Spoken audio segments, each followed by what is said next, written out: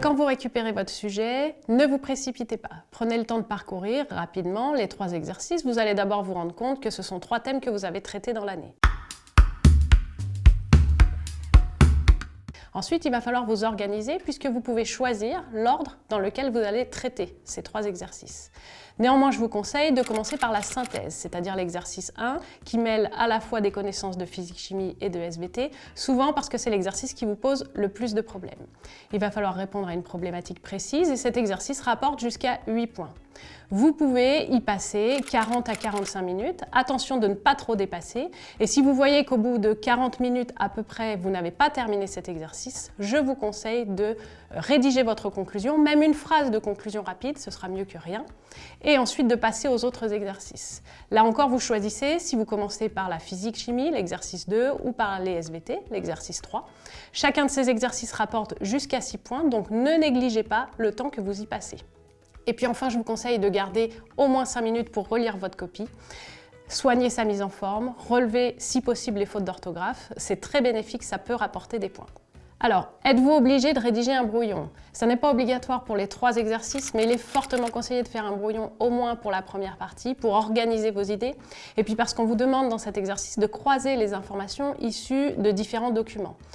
Par ailleurs, il va falloir rédiger une problématique qui va réutiliser les termes du sujet. Donc pour cet exercice qui est plus difficile, c'est vraiment mieux de commencer au brouillon. Pour les autres, vous allez suivre l'ordre des questions. Il n'est pas forcément nécessaire de tout faire au brouillon. À la lecture de votre copie, le correcteur va s'arrêter sur un certain nombre d'éléments. Donc il y a quelques erreurs à ne pas commettre et des détails qui au contraire peuvent vous faire gagner des points. D'abord, la forme générale doit être soignée.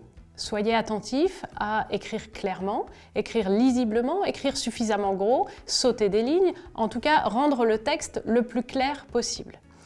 Sur votre copie, vous devrez, si possible, souligner les mots qui vous paraissent des mots-clés, des points importants, soit parce que ce sont des idées scientifiques de votre cours, soit parce que ce sont des idées personnelles qui vous paraissent les plus pertinentes. Vous pouvez donc les souligner, éventuellement les surligner ou les écrire d'une autre couleur. Ça, c'est valable pour les 3 exercices. Évitez toutefois des paragraphes entiers écrits en vert ou en rouge, des couleurs qui ne sont pas très faciles à lire et qui finalement ne ressortent pas très bien. Ensuite, si possible, traitez chacun des exercices sur une copie différente. Ça rendra l'ensemble encore plus clair et surtout, cela vous permettra, si vous oubliez une ou 2 phrases et que vous vous en rendez compte au moment de la relecture, d'aller les ajouter sans trop perturber l'ensemble de la lecture. Ensuite, dans le premier exercice, l'exercice de synthèse, attachez-vous à rendre l'ensemble de la structure de votre devoir clairement repérable. Il va falloir faire une petite introduction, quelques lignes. Ensuite, vous mettrez bien en évidence votre problématique qui est indispensable. Et enfin, vous rédigerez votre développement en petits paragraphes organisés. Et puis, veillez aussi à rédiger cette conclusion que j'ai déjà évoquée et qui est très importante pour montrer que vous faites un bilan de votre devoir.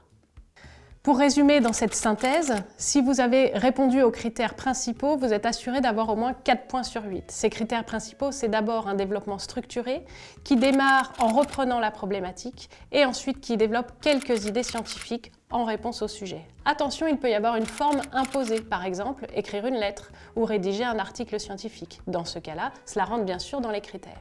En résumé, lisez votre énoncé correctement avant chaque exercice, soignez votre copie, soyez clair, respectez le timing que vous vous êtes fixé, à peu près 3/4 d'heure, 20 minutes pour chacun des 3 exercices, et relisez votre copie, tout se passera bien.